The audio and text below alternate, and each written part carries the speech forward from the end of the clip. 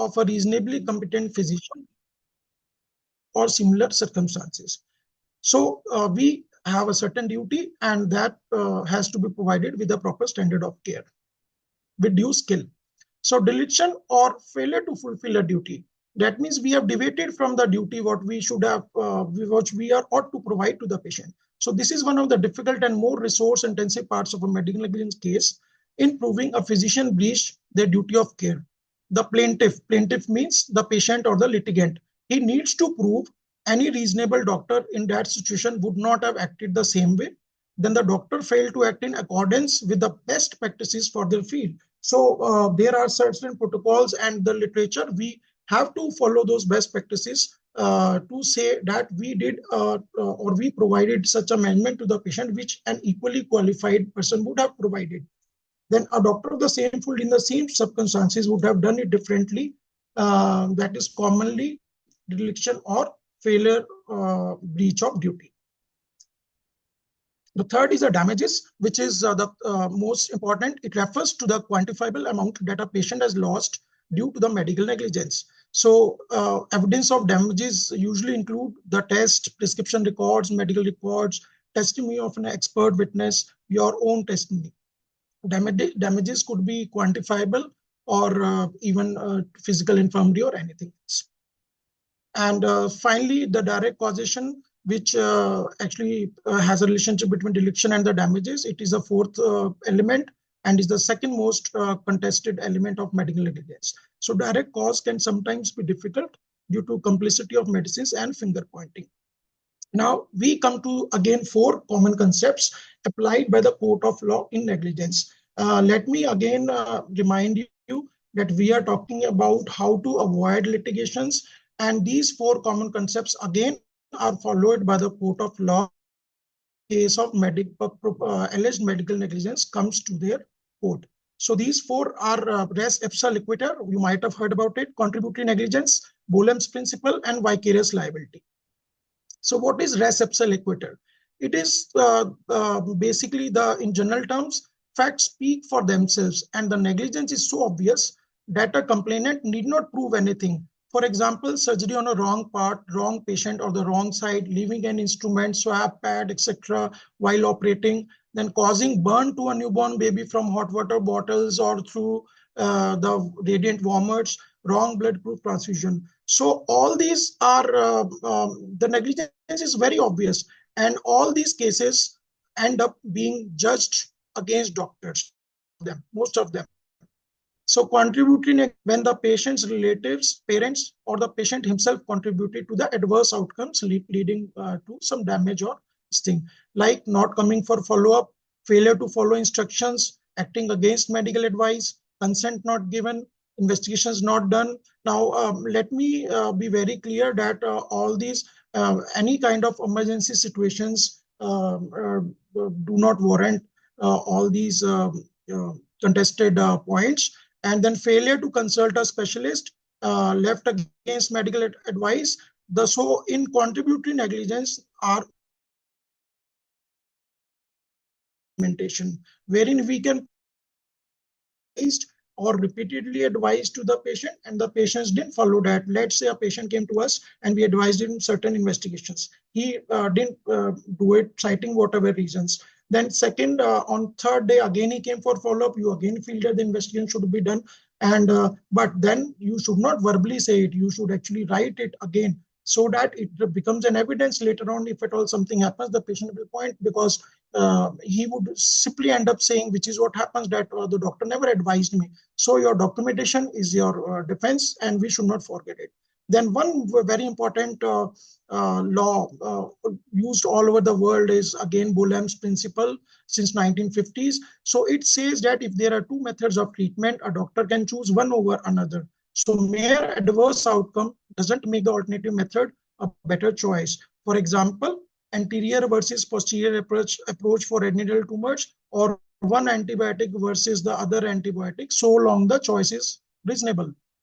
And to justify a criminal conviction, a doctor must have grossly breached or negligent to the standard of care, resulting in damage and death. And what is the standard of care? This is has been defined in various judgments, Bolam's principle, Suresh Gupta versus Government of NCT judgment in 2004, Jacob Matthews. So it says that the standard of care should be the standard of a reasonably skilled and experienced doctor in his particular field of medicine. So this is very important, and a lot many judgments you can surf the net, take this standard of care. We always talk about standard of care. So this is the standard of care which one should is supposed to offer to his patient. Then again, as I told, the same thing. So proper standards have to be taken care of. And this judgment was, as I told, was followed by the two landmark judgments of Suresh Gupta and two in a year later in Jacob Matthews judgment. And the Honorable Supreme Court made the following observation, that a professional may be held liable for negligence when he didn't possess the requisite skill which he professed to have possessed, and or he did not exercise with reasonable competence in the given case the skill which he did possess. These are very clear, and these always come as a defense in our litigations or alleged cases of negligence. Now, very important is vicarious liability, wherein any of part of your team, anyone like a hospital staff, partners, locums, associates, can be held vicariously liable for the negligent act of other. So, for example, if a wrong blood group transfusion or a wrong injection has been given by the duty doctor or the staff, then the whole team is doesn't mean that the head or the hospital is not vicariously liable. So this is important, and it is taken care of in so many judgments. Let's say there was a case of res ipsa loquitur, wherein a swab or an instrument has been left in the abdomen by the whole team. So the whole team takes care of it, and the patient can go also against the hospital, citing vicarious liability.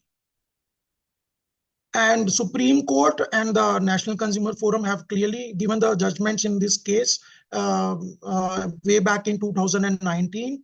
And they clearly say that a doctor is vicariously liable for the act of its team members. So we should never forget it. And now we come to the backbone of proper preventing of any kind of medical legal litigations. And these appear very simple, which we lack nowadays. First is the good communication and proper documentation. And these are the main bridge avoids any kind of medical legal litigations. And as we all know that from whom to whom we communicate. And so in brief, how do we label a patient-doctor communication? It is a verbal and a non-verbal process through which a doctor obtains and shares information with the patient, thereby developing a therapeutic relationship. So this is a general term. A communication can be verbal and non-verbal. Non-verbal includes our body language, listening skills, how our eye contact, and all of the how we are dressed, and everything. So primarily in communication, emphasis lies upon the spoken word, since more than 70% of all the communication efforts are either misunderstood, misinterpreted, rejected, disliked, or distorted, or even not heard, even in the same language and same culture. And so most complaints in the healthcare system, both public and private, arise from poor communication. It is clear that communication forms the building block of a good doctor-patient relationship. And this, whether we like it or not, but nowadays the communication has totally taken a back seat, and the patient doesn't perceive it nicely. So besides this verbal communication, we definitely should have an art of listening. And only if we talk about the biological standpoint of view, we know that we were created with 2 ears and 1 mouth. And so the implication, of course, is that we should hear twice and we should speak once. Now, what are the advantages of a good communication? More time with the patients, higher patient satisfaction, adherence to long-term therapy, results in better care and improved treatment outcomes. It also saves money on unnecessary interventions, prevents avoidable misdiagnosis, mistreatments, and misunderstandings, less chances of further complaints. And most complaints, as we told, are because of communication. and it forms a good building block of the good doctor-patient relationship.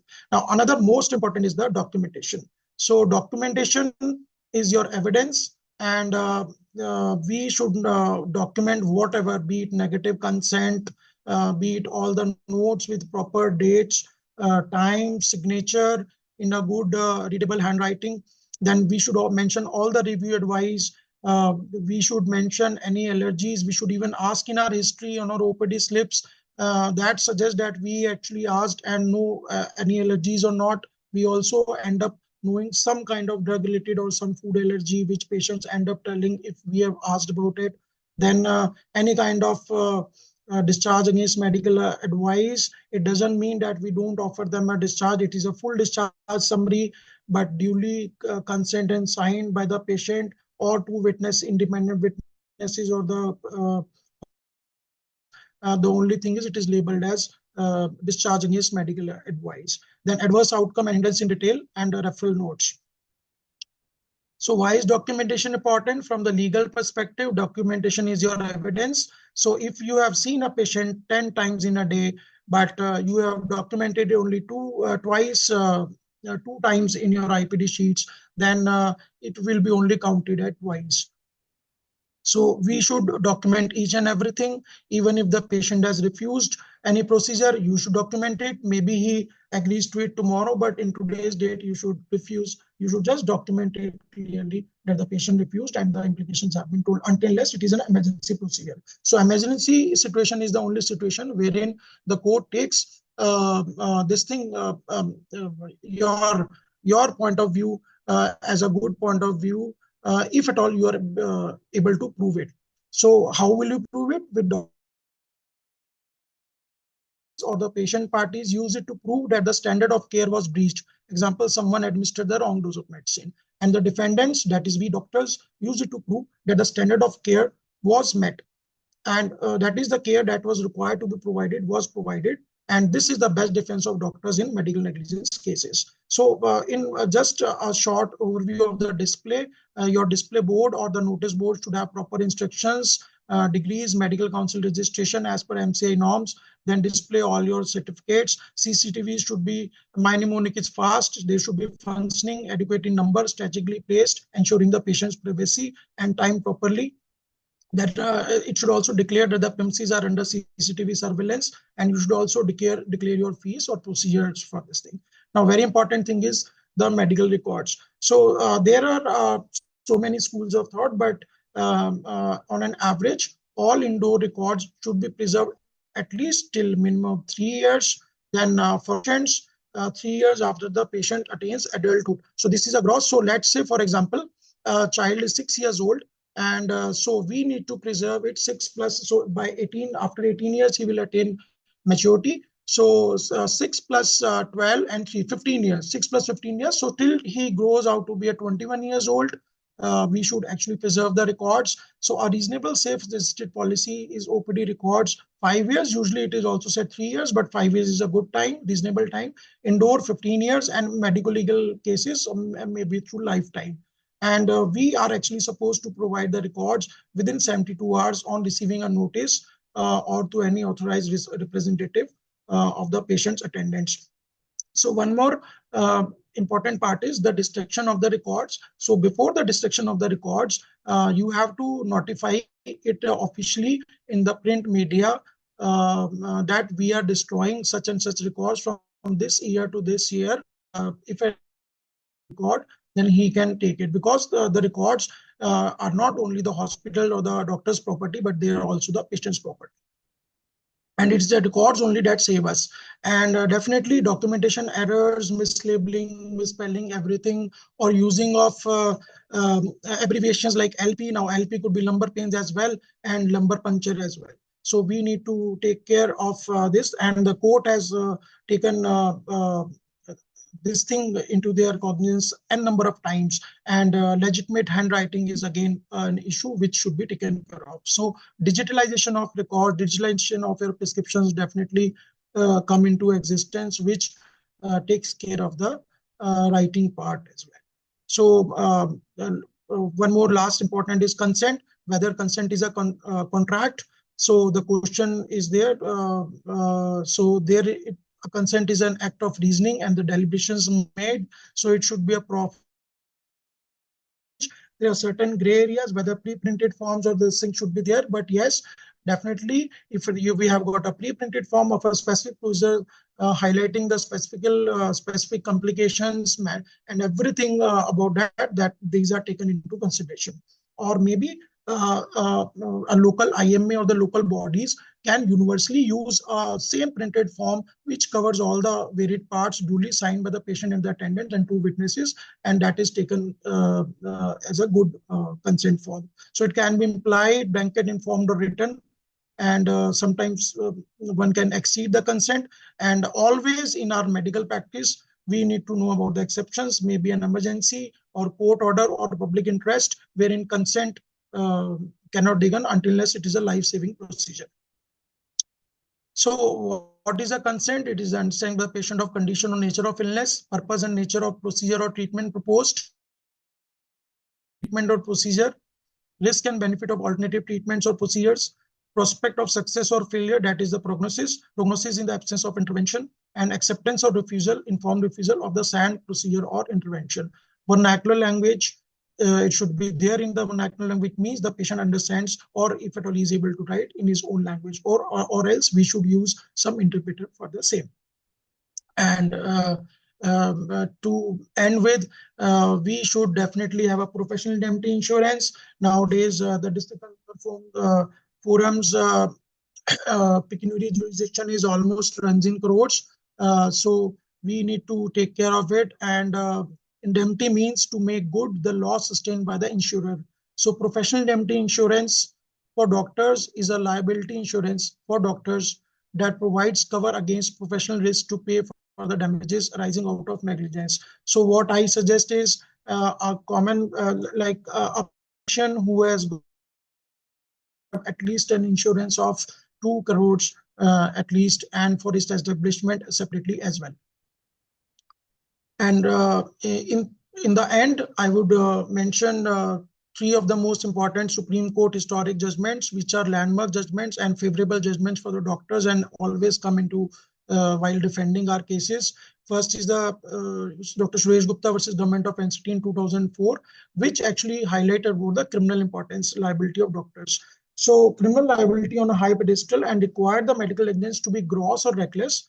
And it said that mere lack of necessary care, attention, or skill, error of judgment was observed to be insufficient to hold one criminally liable for negligence. It was observed that mere inadvertence or simply a want of certain degree of care might create civil liability, but will not be sufficient to attract criminal liability.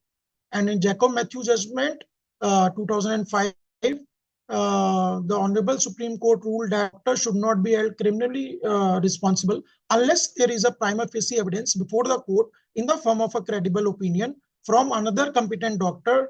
Herein, it could be in Delhi, it's Delhi Medical Council or the negligence boards in other states, preferably a government doctor in the same field of medicine, supporting the charges of rash and negligent act. So it is a laudable judgment in the light of criminal procedures filed against the doctors in the era of IPCs, where prima facie there seems to be no neglect in these medical treatments. And directly or indirectly, a lot of doctors have suffered, unfortunately. And so we need to then know these judgments. And the Jacob Matthew judgment also says that the police cannot arrest a doctor. So even if there is a supposed negligence, but unless it is proved, the police actually cannot arrest a doctor, and they're also liable for persecution. So it also practically absolves the medical portion of the liability of Section 304. It was used to be 304A, and in this case, the Honorable Court had gone through the details of the problems faced by the medical professionals, and this landmark judgment no longer distorts the doctor-patient relationship and benefits the patient in the long run. And Martin D'Souza case again in 2000 versus Mohammed Ishfaq in 2009 again reiterated the fact of the Jacob Matthew case, and it again warned the police officials not to arrest or harass doctors. And otherwise, the policemen could themselves have faced legal action. So these are very important. Any case of proposed negligence, the police actually cannot arrest you, And we can hold the copies of these judgments in brief in our OPDs, and these can be taken care of in that kind of situation. And even the Haryana Legal Service Authority way back in 2018 told that police can't arrest doctors for medical negligence without initial probe.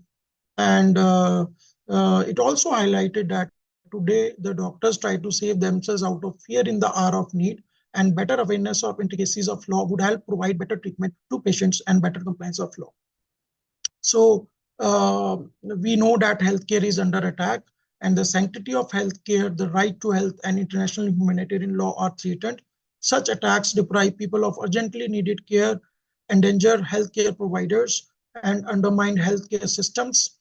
And even Lancet, way back in 2006, mentioned that we must protect patients, but we must also find better ways to protect professionals.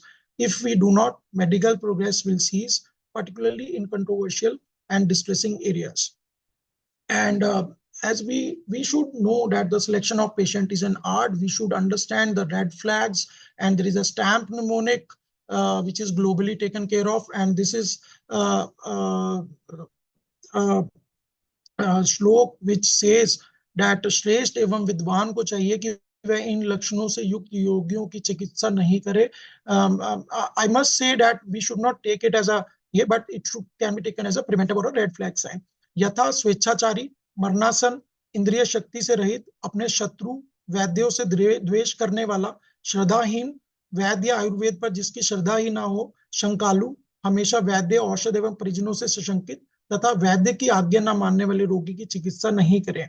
इनकी चिकित्सा करने पर वैद्य को अनेक प्रकार के लांछन दोष सहने पड़ सकते हैं, और रोग शांत न होने पर यशोहानि, अर्थहानि, वैद्य निंदा, अज्ञान, लोलुप आदि अनेक प्रकार के दोष लगते हैं.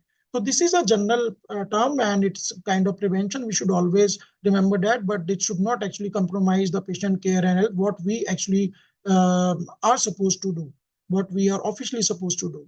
And in the end, take home, I'll say, please wake up wise, stand dignified, stay updated, have a safe practice, stand united, don't do medical jousting, love yourself, family, friends, and colleagues, have a healthy work-life balance, have a sound sleep, risk management strategies should be in place, and indemnify yourself.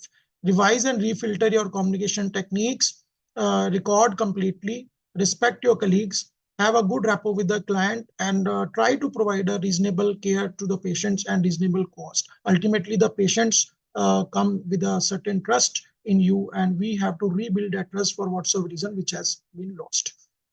And again, I'll end my presentation with the known term, which is prevention is better than cure. And these were certain preventive measures which we should follow in our day-to-day practice. And definitely we should, we are able to avoid litigations because of so many good documentation and communication in our day-to-day practice. We should also be a member of such organizations like Indian Medical Legal and Ethics Association, which only talk about medical legal. This is a quarterly journal of the organization. We also have textbook on medical legal issues. The 3rd edition is in place by JP Publishers, and it takes care of all the specialties. You should all have this book along with you in your practice. And thank you for giving me this opportunity to make my views on this, especially IMA Haryana State, all the organizing and technical committee, and all the participants. Thank you. So I'm open for questions. Thank you, Dr. Jain. It was a wonderful presentation, masterly presentation indeed. You almost covered all the topics, though it was a lengthy topic, but you covered it in a nice and a smart way. If anybody has any question, he can unmute himself and ask directly. Dr. Pawan, just want to inform everybody that we are in the process of finalizing all the insurances, especially indemnity insurance with the Cover You. They are giving us a very good rates, and probably in a week or so we will be finalizing and we will be signing the MOU with them. And these are very competitive rates, and almost 40 to 50% of what the prevailing rates are there in the market. And I will request each of our colleague and all the members of IMA Haryana, and it is only for the IMA Haryana members. Even you have to write your membership number also. It is not for any other person, those competitive rates. So mind it that please enroll yourself for that, so that we can save money and we can get the good professional advice also from them. That is from my side. And thank you, Dr. Ashish Jain. It was wonderful presentation, and of course, it needs a lot other many discussions and classes. And before signing off, I will request Dr. Suresh Vasis and Dr. Pramod Kohli for very brief and crisp comments about the topic. And please, sir.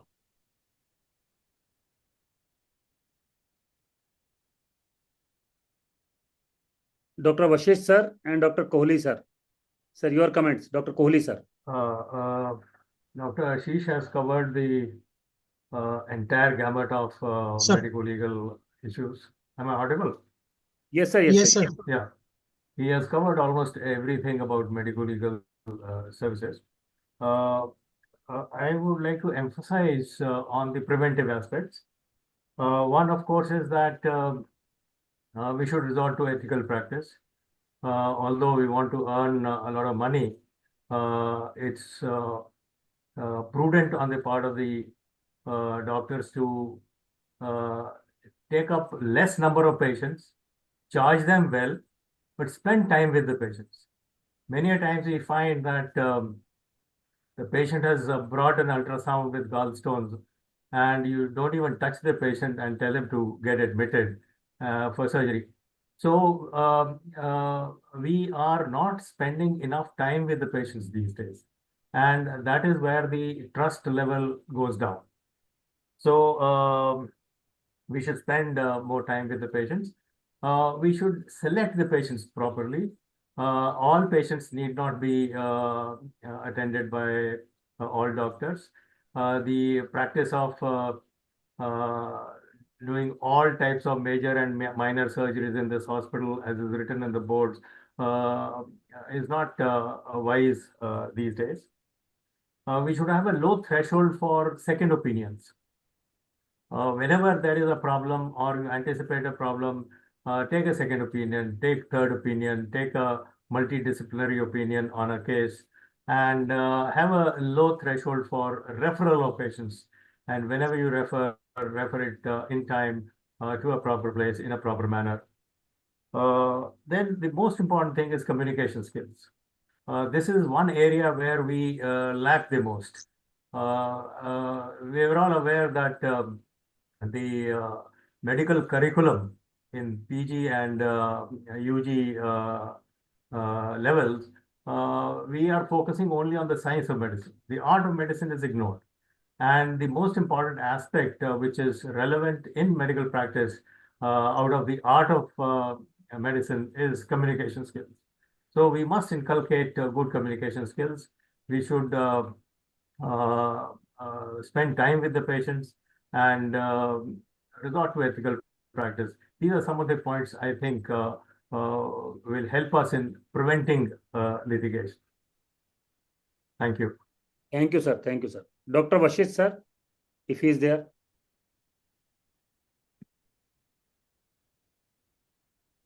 I think he is not there.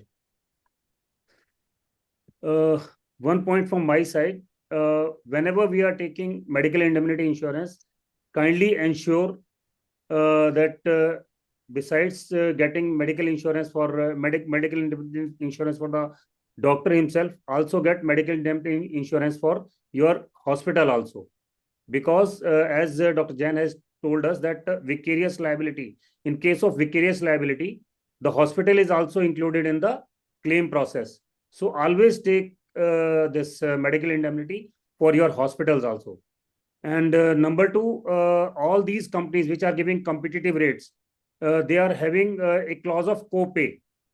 That means up to certain amount, they'll say that up to certain amount in their finer prints, they will mention that up to certain point, like 1 lakh, 2 lakhs will be paid by the insured, and the amount exceeding that basic coverage will be paid by the company. So always read the fine prints which are supplied to you in your medical indemnity policy. Recently, I had such an experience with a company. I should not name that company, but recently I had such an experience with the company where 2 lakhs amount was referred as co-pay. So please also refer to the fine prints of the policy in your documents. That we have removed, Dr. Pawan Goyal, as you talked to me and you just told me, so specifically we asked them. Definitely, because they were not having it, but we reiterate that it should not be there. So we had already removed it. Yes, sir. From their offering, okay? And one very important point. Once anyone who receives a notice of any form for an alleged medical negligence case, they should simultaneously inform their professional indemnity insurer and make them a party. The thing is, whenever somebody receives a notice, there's a panic situation, and we forget to report it to the insurance agency. So whatever notices or whatever any written you receive against you or alleged medical negligence, you should always make the insurer the party to the case and inform right from the very beginning. And sir, one more question from Dr. Ashish Jain. Yes, sir. In this era of digital recording and TPAs and panels, Yes, sir. all the TPAs and insurance companies ask us for the patient's medical records. So how to safeguard ourselves about the confidentiality of the documents of the patient to share with these companies or different panels? Is there any law points regarding that? So definitely any document which is being shared, even if let's say we are using a digital record. So if we go to their agreements initially, so they mention that the confidentiality of the patient will be maintained, and even the TPA companies and all. So they cannot actually, we definitely lack somewhere in the digital. We cannot enter into that zone, and which is what is happening actually. We are using some digital software. It is being overtaken by somebody for reasons, and the data is being shared. So let's say we are using an iPad, then your data is stored on the Apple iCloud. And so they have got all the terms and conditions, and that should be fulfilled, whether it is a TPA or whether it is a digitalization of the records as well. Sir, should we take the consent of the patient before sharing their records with the insurance company or anything? Sir, basically, it depends on the purpose of this thing. Let's say a patient is admitted under a TPA. So definitely that consent is already there. It is implied that his documents and the medical records would be shared with the TPA for the further process. But yes, as a preventive measure, and it could be a double double safety, you could take a consent from the patient that your records would be shared for the TPA and all the medical records. And so we can, it is a good process that we can share we can take a consent from the patient. Especially in cases of TPA and insurance, I think we should include that one more line regarding the sharing of the records. And if at all we have received it as a notice, if somebody wants it for legal purposes, then so definitely consent is there until the patient party has himself not given. If any third party without any official document or signature of the patient, authorization letter from the patient asked, then you're not supposed to give this to anybody. So recently the advocates have been taken out from the ambit of this the Consumer Protection Act. Is there any chance that doctors will also be out of this Consumer Protection Act? Sir, we already lost the chance. We already lost that chance almost a week before, 10 days before, when the Supreme Court put the last nail in the coffin of doctors being away from the consumer. And I think we should not really, it's a long way ahead, long journey ahead.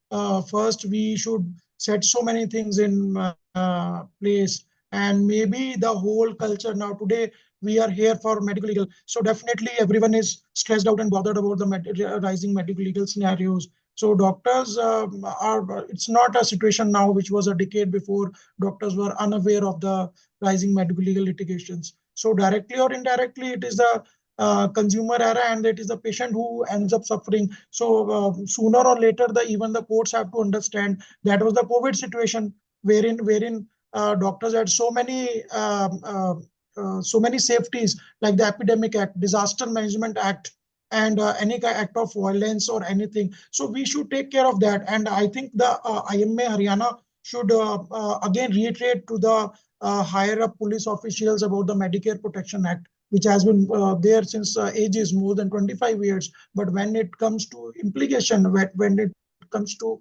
implementation, so it is not implied that, and it is simply told so that the patient was stressed at, and that's why he created a violence. And there should be no respite or no concession if any act of so-called violence has taken place with any of the doctors or the healthcare establishment. The whole IMA should come into place, which is what happens, and they should go to the police chief over there.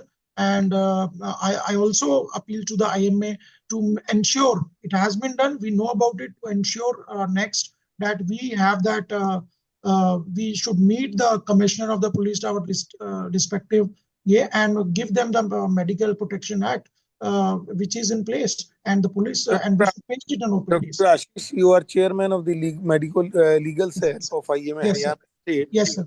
So you please write or draft a good letter or our representation, which we will give to Home Minister as well as to the DGP and everybody, and Home Secretary also.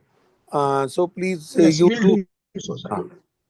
do this job, and we will thankful. Yes, sir. We'll do. More thing. Yes, sir. We are having 3 of the speakers here: Dr. Pawan Rawal, Dr. Pawan Goyal, and you are Dr. Ashish. I will request again that please give a 2-page write-up of your talk so that we can publish it in the Haryana Medical Journal. Sure, So sure, sir. Sure, we'll do, sir. Yeah, please. Thank you. Thank you so much. So I think there is no more questions. And now I would request Dr. Indramohan Rastogi to yeah, sir. thank everybody. One thing I would like to stress upon here, that every district, has got district in civil hospital, they have district negligence board. So as Dr. Ashish has just now said, that जो primary record है, primary evidence है, safety है या protection है, अगर हम अपने case को अगर वहां पे जो भी हॉस्पिटल के खिलाफ होता है या जहाँ पे भी होता है, हम अच्छे से अगर वहां डिफेंड करें तो आधी लड़ाई तो हम वहीं जीत जाते हैं.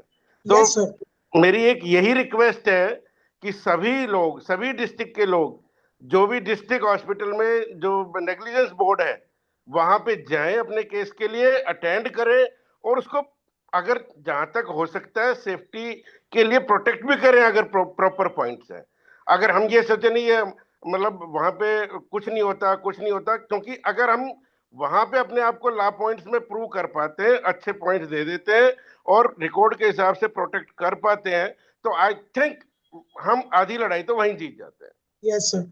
Sir, I would like to add, as I told me in my slides, the landmark Jacob Matthew case. So it was told by the Supreme Court in way back in 2005, almost 20 years before, which clearly said that there should be a credible opinion, preferably of a government of the board. So that is why the board came into existence. And in 2019, again, the Honorable Supreme Court came with the same judgment that an opinion or any doctor can be said so can be proved negligent or negligent only after the credible expert opinion of the board, which constitutes 5 or 6 members. And even Punjab Haryana High Court way back in 2019 again said so.